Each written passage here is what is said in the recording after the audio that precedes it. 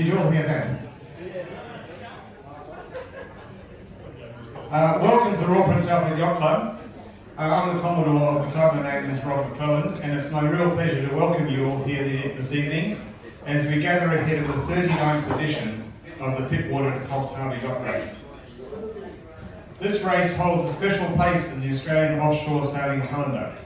First held in 1981, it brings together the challenge of ocean racing with the beauty and tactical complexity of sailing along our coastline. Rocks, beaches, headlands keep us on our toes for much of the course. Well, hopefully not too much. Of course, you can always opt out through the current for more wind. The spirit of competition is on full display again this year, with a strong and diverse fleet of 32 yachts. We're proud to have 11 yachts representing the Royal Prince Alfred Yacht Club, and we're delighted to welcome entries from 11 other clubs from around Sydney and further. A very warm welcome to those of you joining us for the first time, and both in this race and at our club.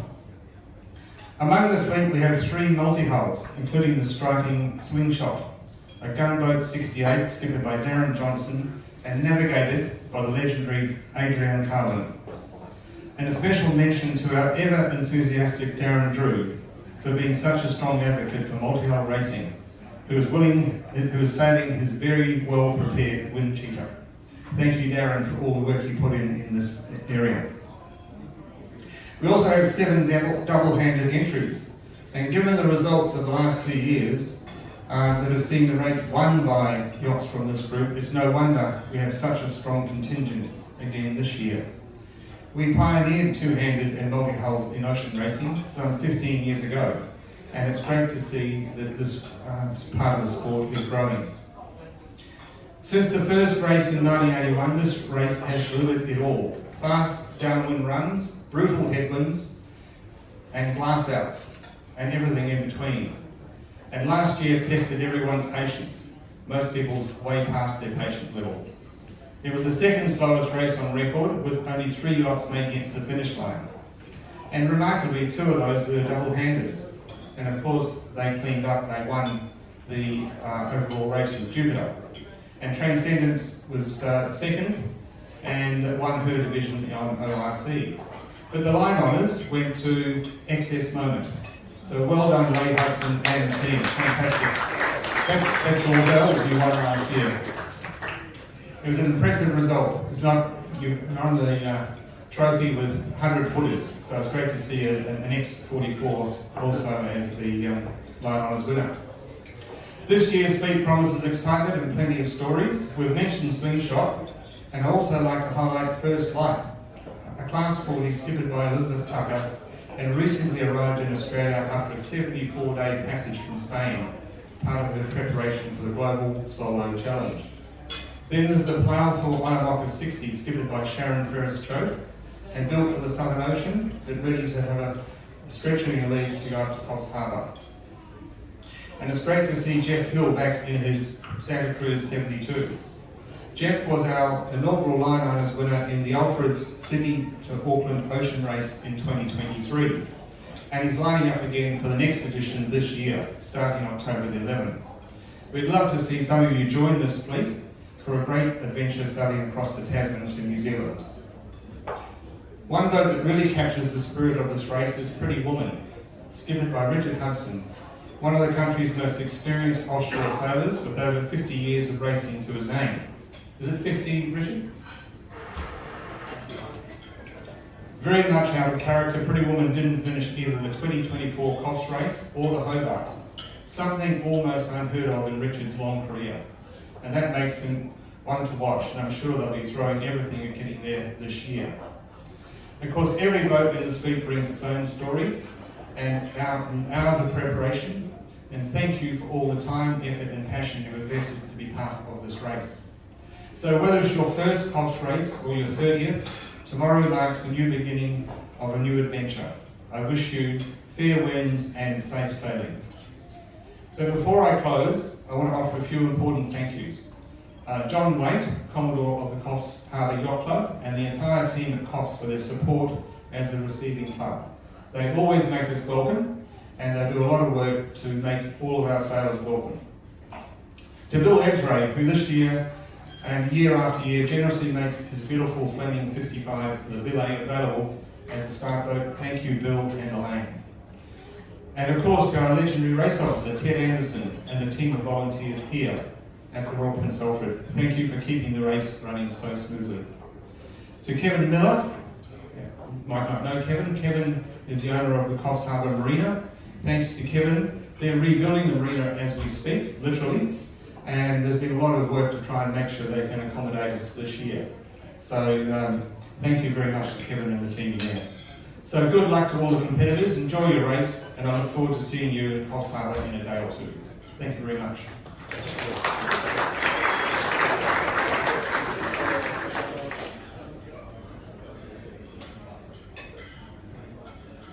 Thank you very much, Robert. Welcome to the Skipper's Briefing. My name is Nick Elliott, and I'm the race director of the Royal Prince Alfred Yacht Club. I don't want to keep you for too long, just go through a few key points about the race and a little bit about the weather that we're likely to experience throughout that race. Obviously you'll be pinging the line at some point, and the start line will be out between Barrenjoey Headland and just east of Lion Island. And you come past with obviously your harnesses and life jackets on, and you declare the number of crew that you're starting with, but hopefully that will be exactly the same as the number of crew on crew list that you have. A bit about communication. If you do retire from the race, then let us know by whatever means you can. You can text us, you can ring us, send us an email, or obviously use a sat phone if you have one. Sat phones are not mandatory, but I know that some of you carry them anyway. When you come into the finish, after you have finished the race, just text through your finish time.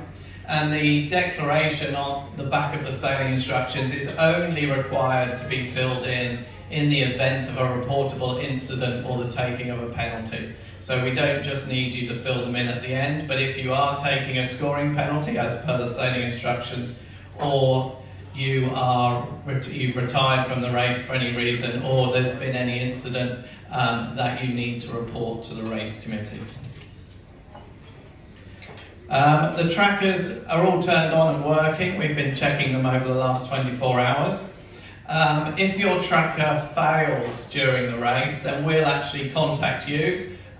We may use the VHF services along the coastline. We may give you a call on a mobile phone, so please make sure both those things are available and you can hear them throughout the race.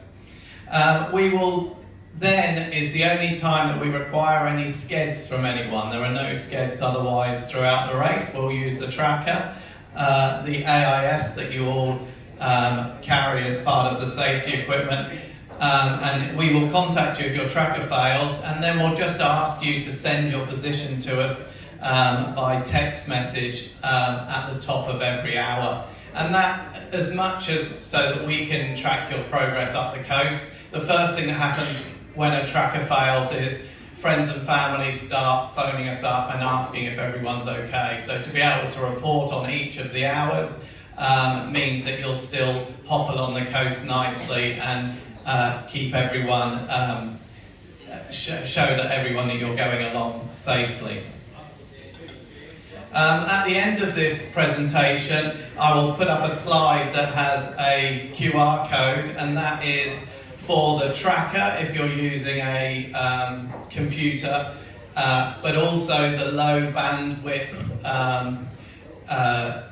links that you can then import into Expedition, Adrena and any other software. It also shows the simple leaderboard and positions of all the other boats. So I'll put those up as the last slide in this presentation, and you can do that. We also have the YB tracker. If you haven't come across this before, both in the iTunes store and Android, you download the app and then you go in and you add a race. you'll see that the Pittwater to Coffs race is in there. It's about 4 down the list where you add, and then you'll find that then it goes into your player and you can open it up. The tracker remains live throughout the race. We don't put any delay on it. It will report every 15 minutes after the start to third point. And then after that it goes to half an hour, and then as you get towards Coffs it will speed up again to every 15 minutes. Just quickly on the start, as I said, life jackets and harnesses, check in at Alfred's 1. The monohulls, which is by far the largest fleet, will start first at 1300 hours, and then at 1305 the multi-hulls will go. If we have a general recall, then we will go again with the monohulls and then follow the multi-hulls on afterwards. There will be a red inflatable off the back of Labillo, and that is an inner distance mark. Please do not go between that mark and the committee boat. It's probably going to be attached to it, so that'll be quite difficult, but that is to keep you away at the committee boat end. As you head up the coast and you approach the finish line, at 5 miles out, please call the race committee on VHF channel 77. It will be either one of us or Marine Rescue up at Coffs Harbour that will answer that. They will ask you what your estimated finish time is, and just so that they can get people ready to help guide you into the marina. The finish line is formed by the leading lights or the leading marks in daylight going into Coffs. Approximate angle of 271 degrees true. There is also an outer distance mark. It's not laid, but you have to finish inside of it, and that is SI 18.3. Berthing in Coffs. As Robert just mentioned, the marina is having a massive refurbishment. They've taken out all the old piles, all the old marina pontoons and fingers, and they've started again. So they've had a mad scramble to get us all in. We were worried for a while that we would be anchored in the pool outside, but Kevin Miller and Craig, the marina manager there, have now managed to get, I think, another 12 berths open today, so we can all get in and we can all have a party in Coffs, which is a big relief to us all. The one thing about it is, please make sure you have fenders with you and warps. The marina isn't quite finished, and one of the last things that goes in is the fendering around the arms and the fingers. So at the moment they'll be solid. So you need to take your fenders with you so that you can come in alongside when you get there. Some of you will be rafted up because the fingers aren't on all the arms of the marina, so there's a few raft ups, but you'll be guided in by one of the very helpful volunteers there. They'll communicate with you, ask you to follow them, and they'll guide you right into your berth. If they're very enthusiastic and will try and grab lines and everything, we do ask them to only take lines as they're asked to, so please just make sure that they are able and willing to take them. If you do not need the assistance, or it will hinder you to go in, then please just ask them to stand back and say that you've got it under control. When you arrive there, they'll also ask for you to just take off your tracker and hand it to them, and they'll swap that for some beer and food vouchers for up in Coffs Harbour Yacht Club. And Coffs Harbour Yacht Club is open throughout the finish. One thing that we haven't tried before, we've been talking to ORC for a number of years about various scoring options and ways of looking at scoring, and this time we spoke to them and they've given us permission to use the ORC weather routing scoring for the first time. I think it's the first time down here in Australia, maybe even in the southern hemisphere. The race is primarily an IRC race, but we have a lot of boats that are rated ORC at the club and the other clubs around Sydney. So we thought it would be a great experiment in this race to try it out, see how it works. It's quite a technical course with light patches and stronger wind, and hopefully it proves that it can even the fleet out a wee bit. I did put out a little bit of information about it. If anyone wants to find out more, you can contact ORC. You can speak to me a little bit about it. I'm not a total expert. As I said, it's the first time we've been using it. But I think it's an interesting concept with the modern technology and modern navigators who are already doing that before we even start the race. They already know whether it's going to favour a big boat or a small boat. Whether it's going to be a fast boat or slow boat race, a reaching boat or a downwind boat.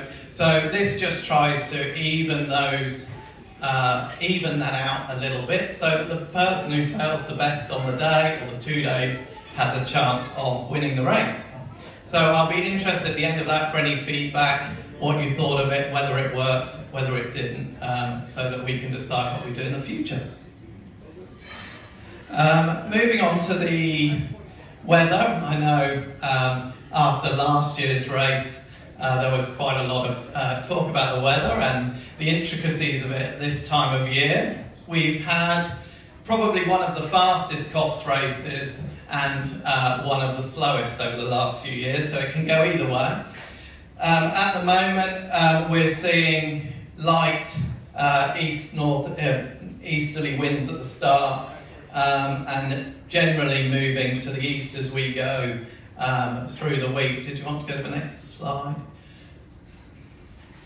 All these slides produced by Roger Badham. I've just got in an email, which after this I will email out to everyone. Included in that is a link to a Dropbox, which he'll be updating throughout the race with grid files and more information on the weather. You just keep going through. The pattern is very much an easterly direction, and when you read through Roger's synopsis of the race, he basically is saying that it's going to be a balance between the current and the wind. The wind is offshore and stronger the further you go off, but equally the current is. So he sees it as a real juggling act between far enough off to enjoy the pressure, but not so far that you're out over the ledge and getting the adverse current. He's also talking an awful lot about rain squalls and rain clouds, and basically advises that if you have the capability, you should be looking at the radars and the observations, particularly around Newcastle. He expects the downpours to be quite heavy, and with those heavy downpours, he would expect the wind to be very soft. So combined with the current, it is going to be a bit of a pick your way through the wind and light wind patches along the coast, with all the normal acceleration zones for current and wind. He's not predicting any sea breeze, and most of the models aren't predicting any real westerly or drainage through the night. So it's all about that gradient easterly, which may go round to the southeast. Once it has pitted out after the start, it will move and build more from the east.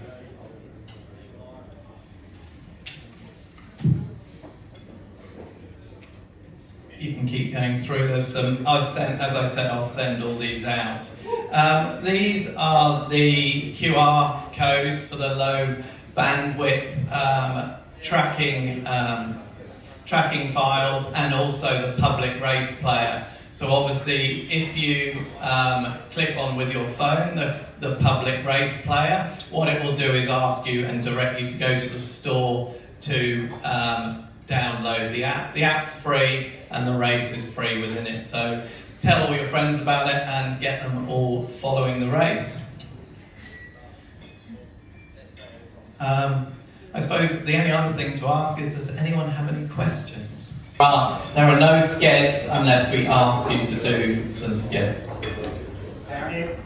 Finish lines east to west, correct?